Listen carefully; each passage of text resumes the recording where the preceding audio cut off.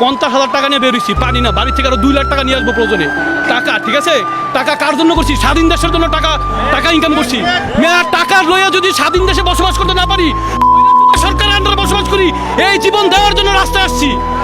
আমি বাইশে থাকার জন্য জন্ম হয়েছে না, বাপ চাচারা স্বাধীন করে গেছে, আমরা কেন পালাবো? ওই রক্তই তো আমাদের শরীরে মিয়া, আমরা স্বাধীন করার জন্য তো নামছি দেশে।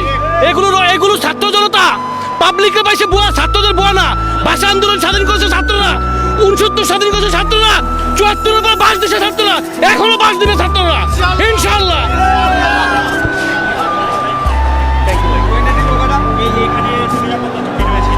কোনো নিরাপত্তা ঝুঁকি নাই আমার দেশে, আমি চলবো। নিরাপত্তা বলতে কি?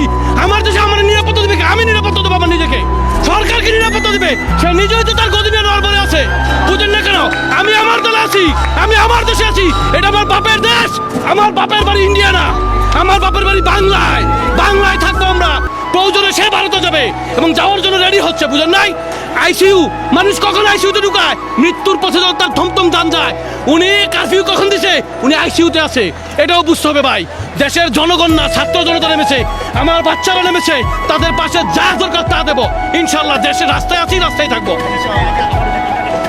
বন্ধ তো করে দিয়েছে, পাবলিক জেনে গেছে, রাস্তায় নেমে থাকবো, বসে থাকবো, ইন্টারনেট যা ইচ্ছে তা করো। তার এই ক্ষমতা, ইন্টারনেট আর কোনো ক্ষমতা নাই। কোন কারফিউ তো চলতেছে, কি পালার কারফিউর মধ্যে হচ্ছে না। আমরা রাস্তায় আছি ভাই, সুস্থ আছি, সমস্যা নেই।